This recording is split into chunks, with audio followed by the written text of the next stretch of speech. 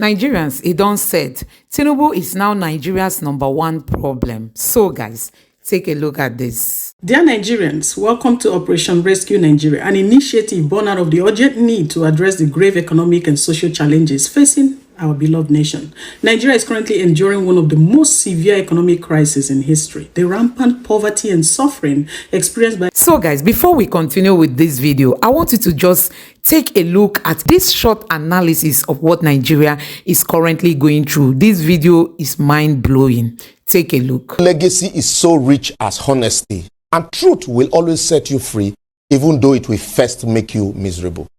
Who will tell Tinubu the truth? That since last year, when the Supreme Court approved of him to stand on his mandate, prices of food, services, medicals, and various consumables have refused to stand on that same mandate with him. Inflation has gone at 50%, and exchange rate as the parallel market has gone up as more as 100%, as also our eternal debt is rising, and lending rates have gone far beyond the borrower. Prices of fuel and diesel have doubled, as electricity prices have gone far more than 500%. Tomatoes has moved from 250 naira to 2,500 naira, as garri climbed an all-time high from 800 naira to 2,000 to 2,200 naira, while frozen fish moved from 700 naira to 3,000 naira and still moving, as rice, milk, beans, sardine, and other minor foods now are strictly food for the rich. So telling Tinubu that the naira has also refused to stand with him in one place against the dollar is like shouting APC. Who will tell Tinubu that he requires much more than a milokon? It is my turn to govern a country like Nigeria. Who will also tell him that we can no longer tell if we're actually fighting corruption, or is it that corruption is fighting us and has held us hostage? How about insecurity? That's why no one they talk about it, because it has now been turned to a ping pong. As every day you hear that our gallant military men have eliminated scores of bandits and Boko Haram. Yet the very next day, even in Abuja, you hear that bandits have ransacked an entire community and kidnapped hundreds of school children or villagers. So who the heck are we really fighting? But while we salute the effort of our military men, make we also tell them, say, this is security thing, don't they look like business for our IO? How about our educational system? That one has become the butt of jokes, as parents are not only now sending their kids to America, Canada, and Europe, some are even going to fetch PhD from grammar school and non-existent universities in neighboring countries like Benin Republic. How about the priests, the bishops, pastors, whom after election ask citizens to bear with government and allow time for things to improve? We are told that they have jackpot to London for medicals, with our medical doctors and nurses already on the run too, since our health system is almost non-existent. Even as the clergies who left for America before the NSAS are now chasing their dream, they have been at the dreams, they chase them. Anyway, I don't call anybody name. Even the peace of our airlines is now being destroyed by rescheduling and cancellation of flights due to shortage of aviation fuel.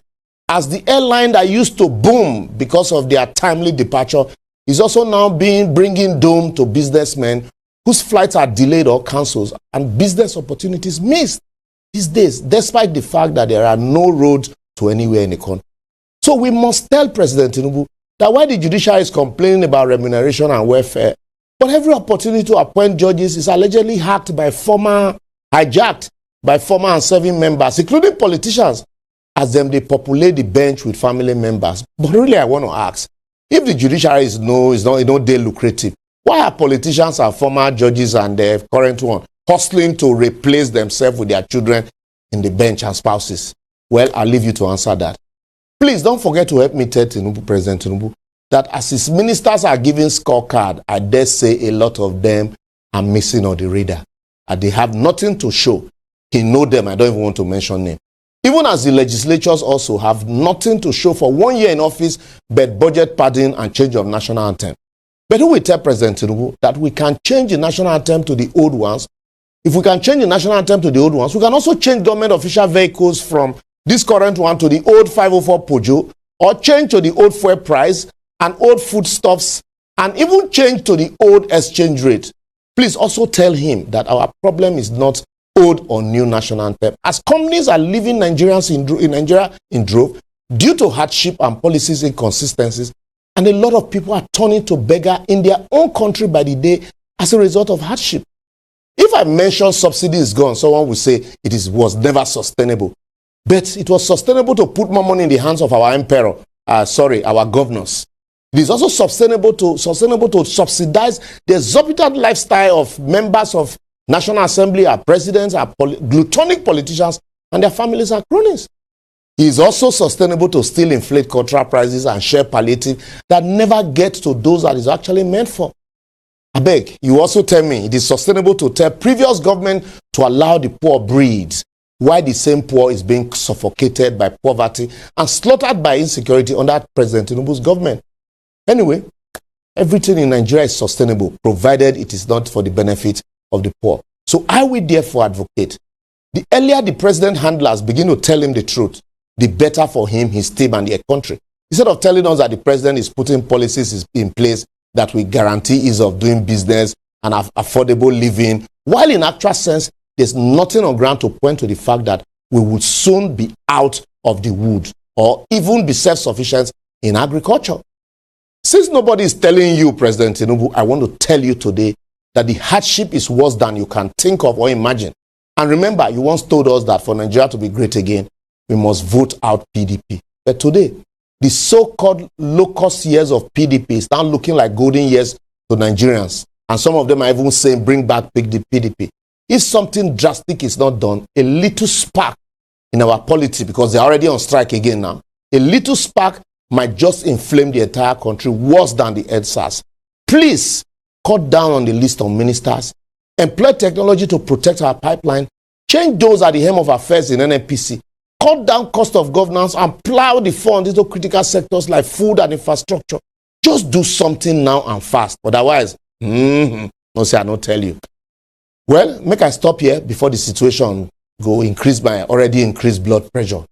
But feel free to share and join your voices with us on all our comment sections shown on your screen so that President Tinubu can hear the truth directly from us. And finally, Mr. President, as you celebrate 1 year in office, anyone who tells you that you are doing well or telling you, is not your friend, but... Dear Nigerians, welcome to Operation Rescue Nigeria, an initiative born out of the urgent need to address the grave economic and social challenges facing our beloved nation. Nigeria is currently enduring one of the most severe economic crises in history. The rampant poverty and suffering experienced by the masses are direct consequences of years of bad governance and misguided policies. For too long, many of us have remained passive, allowing the political affairs that significantly impact our lives to unfold without any active involvement. There's fear of repression and violence, which has deterred many from taking to the streets to demand change. However, we can no longer afford to remain silent or inactive. The time has come for us to unite and take action to rescue Nigeria from the brink of collapse. Hashtag Operation Rescue Nigeria is an online campaign aimed at awakening the political consciousness of every Nigerian. Through this platform, we will disseminate vital information and educate our fellow citizens on the importance of active participation in the political process. Our campaign will begin online, leveraging WhatsApp groups and other social media platforms to spread our message far and wide. Our aim and objectives are awareness and education, to inform and educate Nigerians about the current state of the nation, the root cause of our economic challenges, and the role of governance in shaping the future. The next is mobilization, which is to unite Nigerians from all walks of life, encouraging active participation in the political process and fostering a sense of solidarity and collective responsibility. Next is advocacy for change. The advocate for good governance, transparency, accountability, and policies that prioritizes the welfare of the Nigerian people.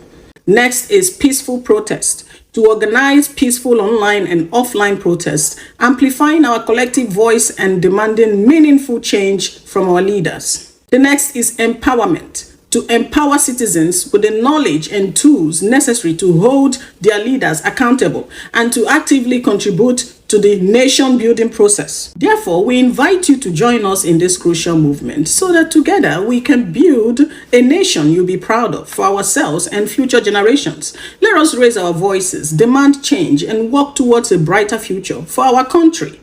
Thank you for your commitment to this cause. Together, we will succeed in rescuing Nigeria. So guys, Emilokon, it is not where it stopped. It is our turn to become Nigeria's president. It is not just what it takes to be a leader. Now the time to act has come. Tinubu is nowhere to be found. Mr. Man, act now.